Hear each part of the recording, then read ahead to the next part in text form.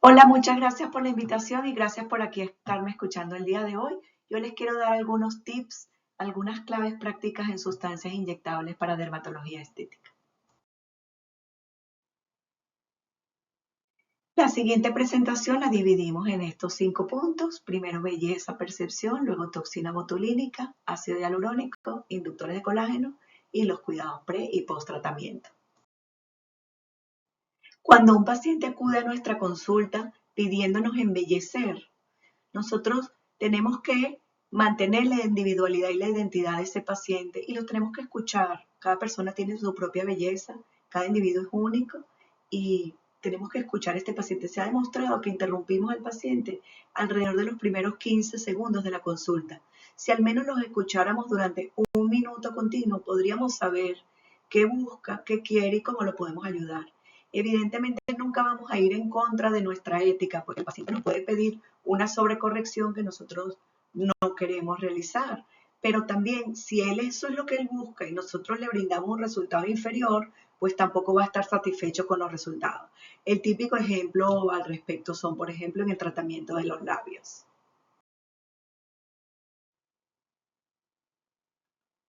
¿Y qué es lo bueno de que un paciente se inyecte? ¿Es meramente superficial? ¿Es meramente la belleza es superficial? No. Desde el punto de vista fisiológico, la belleza da dopamina. Desde el punto de vista psicológico, mejora la autoestima, la autoconfianza y es una señal de identidad. Desde el punto de vista laboral, proyecta una imagen más cooperativa, más confiable y parece más honesto. Así que las personas que se hacen procedimientos estéticos son más positivas y pues pueden proyectar una imagen mucho más exitosa. ¿Y por qué los médicos estéticos nos gusta inyectar? Porque estamos brindando alegría, estamos brindando felicidad y esto nos da mucha satisfacción. Y ahora les quiero hablar sobre la estética de las emociones, porque no se trata solamente de la mirada de enfado y la mirada triste, de la de elevar la ceja, sino si nosotros hacemos una mirada natural, es una persona que brinda seguridad, confianza, liderazgo, amistad, que brinda a preguntar, a ayudar. Si nosotros hacemos una ceja de Mefisto, pues esto va a dar una imagen de poder, de autoritarismo, que quizás es lo que quiere nuestro paciente. Lo que sí no vamos a querer nunca es una imagen triste, de tristeza, porque entonces es debilidad, pérdida de autoconfianza. Entonces, ¿cuál es el objetivo en el tratamiento de los inyectables? Número uno, obtener el mejor resultado con la menor cantidad de producto. Número dos, tenemos que planificar. Tenemos que planificar, tenemos que hacer una foto, tenemos que decir cuántas unidades nos vamos a llevar, cuántos hialurónicos, si vamos a hacer.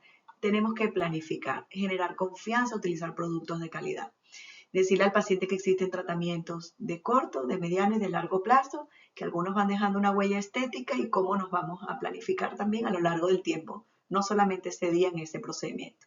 Saber que las personas más jóvenes generalmente quieren corregir ojeras, corregir labios, corregir nariz, mientras que las personas mayores en general lo que quieren es un efecto lifting y la definición facial y la definición del ángulo mandibular. Y por supuesto también corregir cuestiones individuales.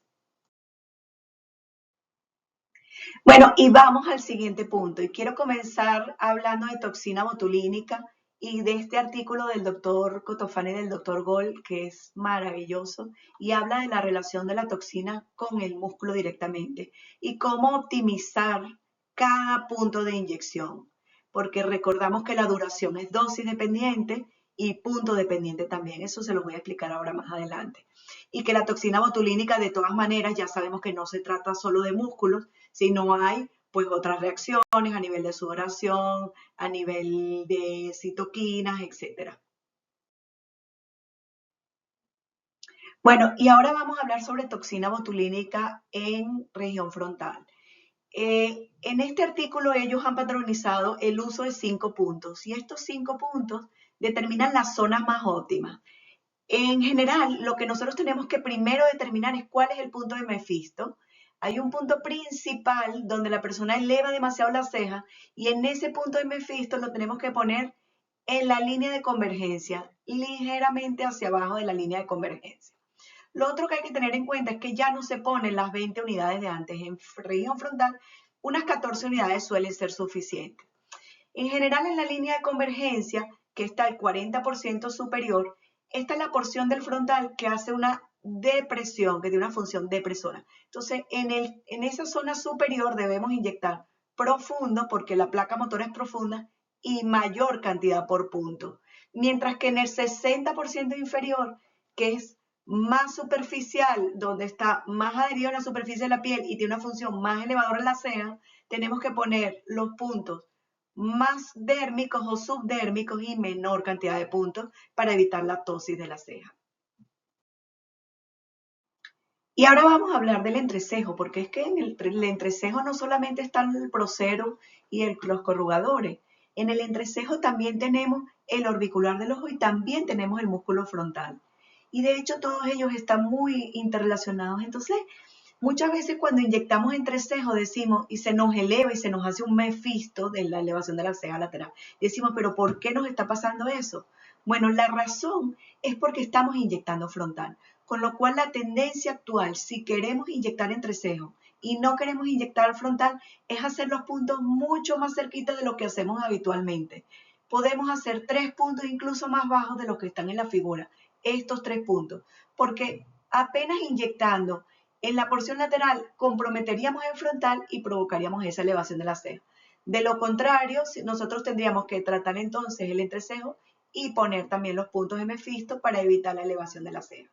Recordar también que los músculos corrugadores requieren más dosis que el músculo proceros y pues mucho cuidado con este mefisto.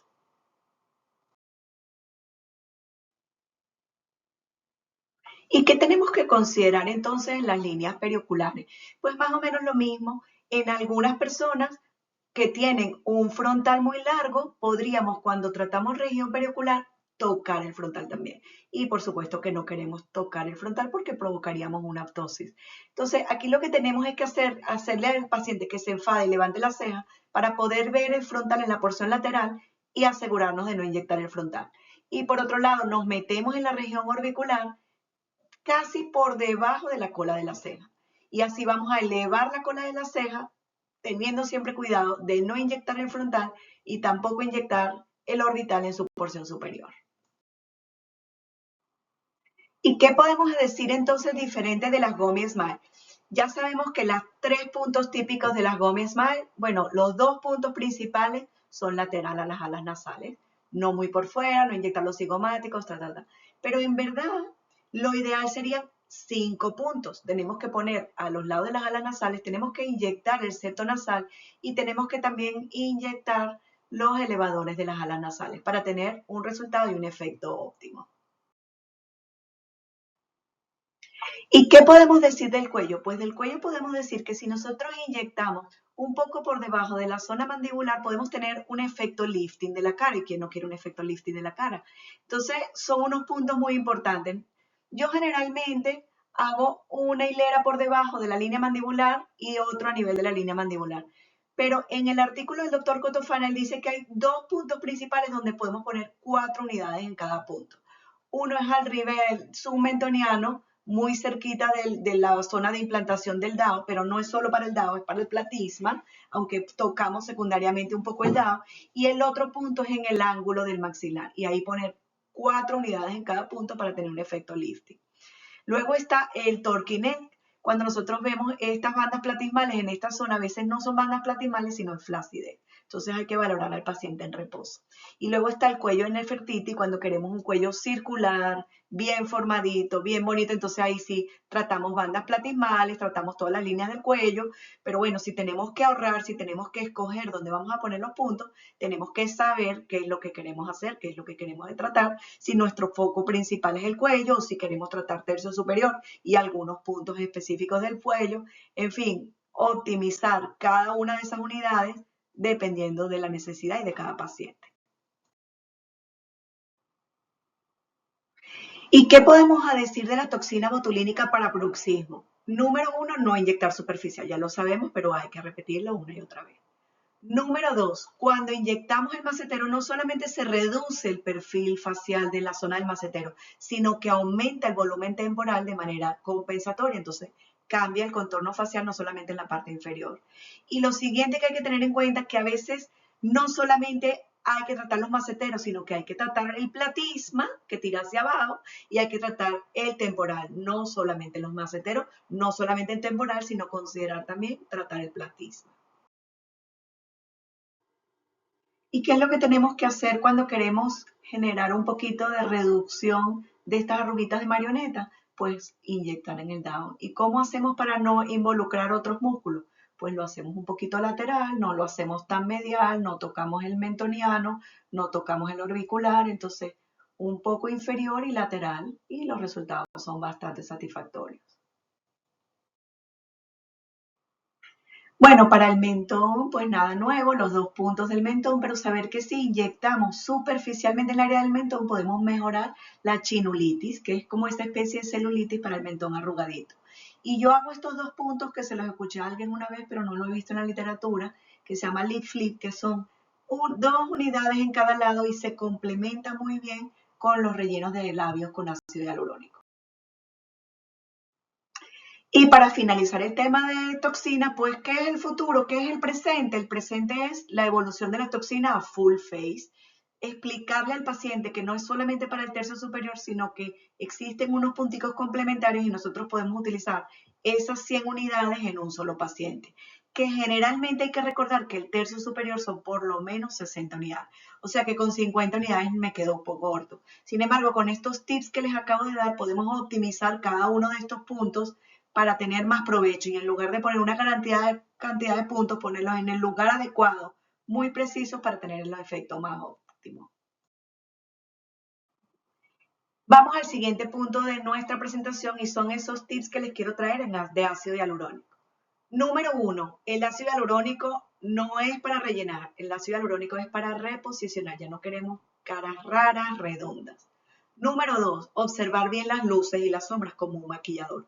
Hay quienes incluso cogen una tablet, le hacen una foto a los pacientes y luego se sientan a analizar realmente qué es lo que cómo se va a planificar. La planificación es fundamental. Número 3, inyectar tercio medio siempre primero. No vamos a inyectar tercio inferior si no hemos inyectado tercio medio. Solo con tercio medio ya el resultado es espectacular. Siguiente tip, grandes volúmenes en periósteo puede migrar a región temporal. Bueno, puede dar buen resultado, pero hay que saber que no lo estamos poniendo en esa zona si hacemos muy periósteo. Tengan cuidado, eso sí, porque de la región temporal puede migrar a la bolsa de Bichat y ahí sí tenemos un mal resultado. Otra cuestión que tenemos que considerar, el punto donde ponemos la cánula no es el lugar donde quedará el producto. Por supuesto, siempre tenemos que ver hacia dónde va el producto. Siguiente punto, debemos tratar de inyectar en el ligamento y es diferente la presencia real del ligamento y la presencia funcional con la movilidad. Hay que buscar el ligamento, su presencia real y en el músculo inyectar generalmente por debajo del músculo para que no generemos bultos en el rostro que estamos tratando. Entonces, ¿cómo optimizamos resultados del ácido hialurónico? Bueno, primero que nada, nunca menos de 2 jeringas. De verdad que nunca menos de 2 jeringas, una jeringa de cada lado.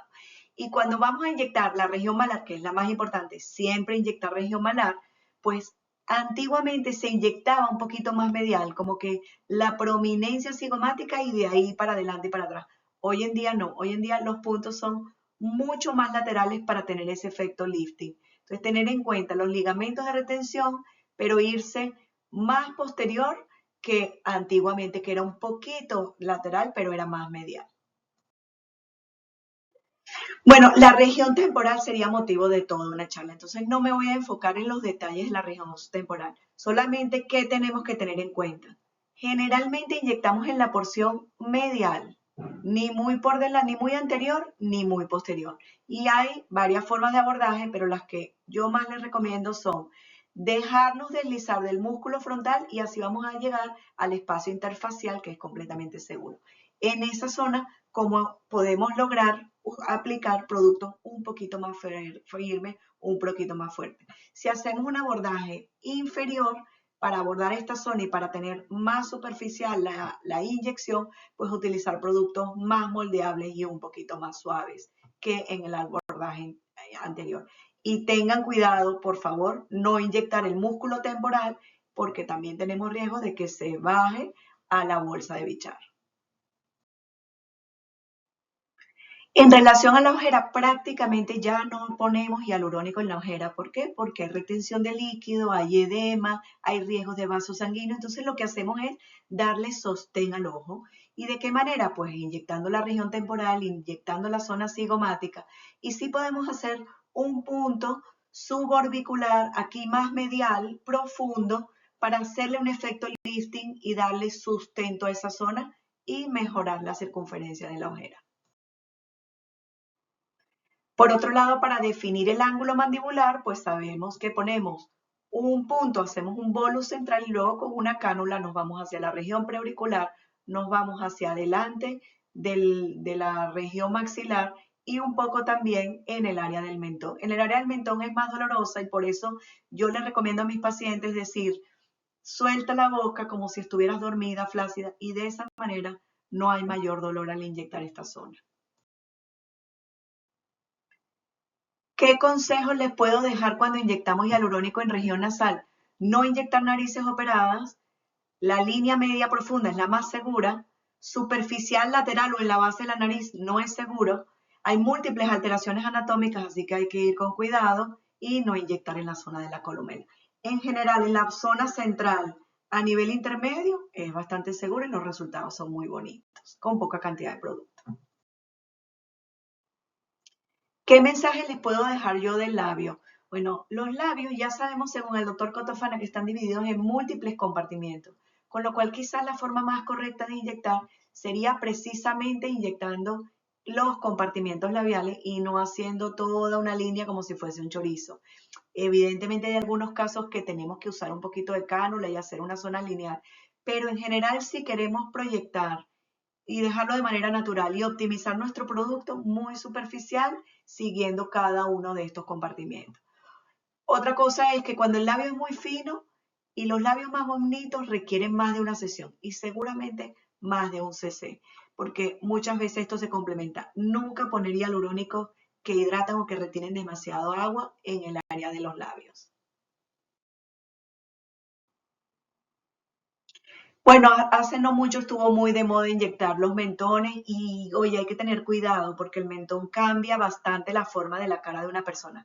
Pero en todo caso, ¿qué es lo que hay que hacer? Pues hay que inyectar profundo y medial en esta región, cuidado en las porciones laterales, que es donde están los vasos sanguíneos.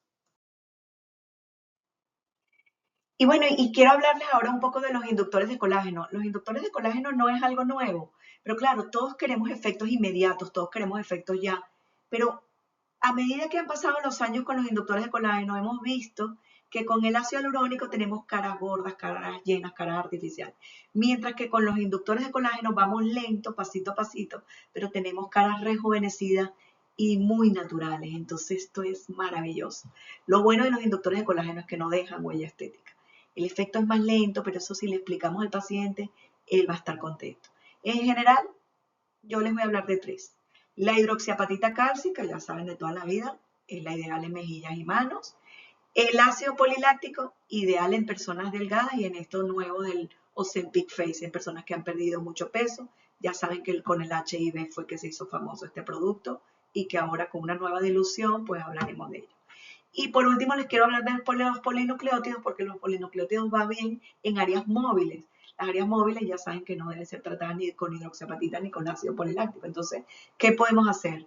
Pues o le aplicamos un hialurónico tipo meso o hacemos un skin booster con un hialurónico muy delgadito o ponemos los polinucleótidos como inductores de colágeno que dan resultados buenos pero requieren de 3 sesiones. Lo bueno de los polinucleótidos es que puedo dejar micropápulas, puedo dejar micropunciones y eso no van a quedar allí. Puedo poner en el párpado superior, en el párpado inferior y generalmente hasta me riego hasta la región temporal y muchas veces como me sobra producto, le pongo en la región perioral. 3 sesiones cada 3 o 4 semanas. ¿Y qué podemos hablar de la hidroxiapatita? Pues el Radies, que es el más conocido, es un gran inductor de colágeno. No solamente sirve para estas arruguitas finas, sino da brillo, da luminosidad a la piel. Quizás al darle sostén a la piel eso se proyecta como una piel más sana y más bonita. En general yo lo suelo utilizar así como un inductor de colágeno. La dilución es esta que les muestro acá. Hay uno de laboratorios Allergan que tiene hialurónico e hidroxiapatita que va muy bien para lograr ese efecto lifting. Se pone incluso un poquito más superficial, ya no subcutáneo, sino a nivel subdérmico. Y bueno, cuidado con cuello, que he visto alguna complicación de algunos nódulos en cuello por diluciones muy bajas y por aplicaciones muy superficiales.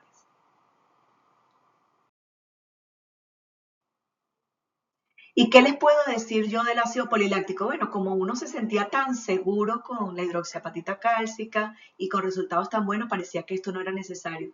Pero resulta que se ha demostrado que el ácido poliláctico regenera también tejido adiposo. Por eso, en esas caras que son tan delgadas, que se ven tan demacradas, pues es mejor el poliláctico que el Radies. Al contrario, en caras muy gordas, muy gruesas. Entonces, es una muy buena alternativa. Los nombres comerciales, pues el Juvelook, el Sculptra y el Yulane, todos muy buenos.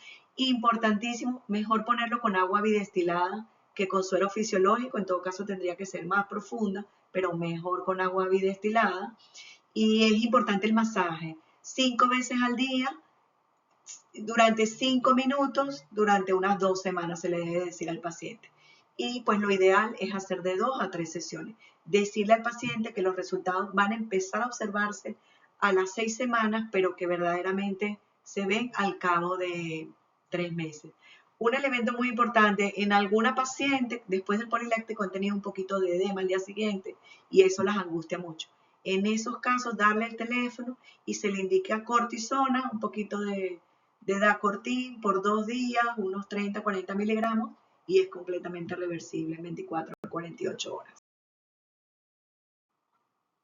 Entonces, bueno, aquí yo les quiero traer como un full face promedio, ¿no? O sea, sin ser muy exagerado, porque puedo poner mucho más, pero tampoco ser muy conservadores y explicarle al paciente, si yo me pongo 2 ácidos hialurónicos, voy a estar ok. Si me pongo 2 ácidos hialurónicos y me pongo un poco de Botox, va a estar bien, va a estar good. Pero si me hago un rejuvenecimiento completo natural, va a estar amazing. Entonces, más o menos poniendo un full face con toxina botulínica, 4 cc de ácido hialurónico y 1 o 2 viales de algún inductor de colágeno, vamos a tener un resultado muy natural y maravilloso. Aquí les quise traer la foto de una paciente. Fíjense cómo el óvalo facial está más elevado. Entonces, esta apariencia es bastante natural y la paciente está bastante satisfecha y todavía falta el efecto del inductor de colágeno, porque esto fue el tratamiento antes y el tratamiento inmediatamente después, donde se utilizaron 2 jeringas de volumen, 2 jeringas de armónica y se le aplicó toxina botulínica. Y no quería terminar de mi presentación sin darle estos 4 tips. Número 1, interrogar tratamientos odontológicos antes y después de tratamiento. La principal fuente de infección está en la boca, nada de tratamientos odontológicos, al menos 2 semanas antes y después de cualquier inyectado. Número 2, no casco de moto. Alguna vez le has puesto toxina y hialurónico y luego estos cascos son muy ajustados. Entonces, mejor decírselo previamente. Número 3, por favor, no fumar y especialmente si inyectamos labio. Alguna paciente que le ha inyectado labio y luego la encuentro afuera fumando. Y en último lugar, evitar sauna y piscina por al menos 72 horas, fuentes de calor muy intensas. Recordemos que cada uno de nosotros tiene hábitos y rutinas muy diferentes. Rápidamente, mensajes para llevar a casa. Escuchar al paciente, planificar muy bien, pintar al paciente, analizar la fotografía, decir cuántos jeringas necesita, decir qué resultados va a tener. Negarse cuando el resultado es exagerado, pero también cuando solamente podemos poner una jeringa que no vamos a ver resultados. Sin embargo, queremos optimizar, queremos poner la toxina donde va a durar más, queremos poner el hialurónico donde se va a notar mejor el efecto. Cuidados post tratamientos, tengan en cuenta lo de la parte odontológica y todo lo demás. Y bueno, por supuesto, es muy importante el servicio. El paciente se inyecta contigo no por el precio, sino por la confianza. Entonces hay que brindarle servicio, brindarle atención, a veces darle el teléfono, preguntarle cómo se fue, cómo está la familia, si ha tenido algún tipo de reacción. Entonces esa relación de confianza yo creo que es fundamental en la dermatología estética. Muchísimas gracias, me encantaría estar allá, de verdad que amo mi país, lo recuerdo siempre, estamos lejos pero no ausentes, se les quiere mucho y espero que nos podamos reencontrar muy pronto. Un beso muy grande. Chao, chao.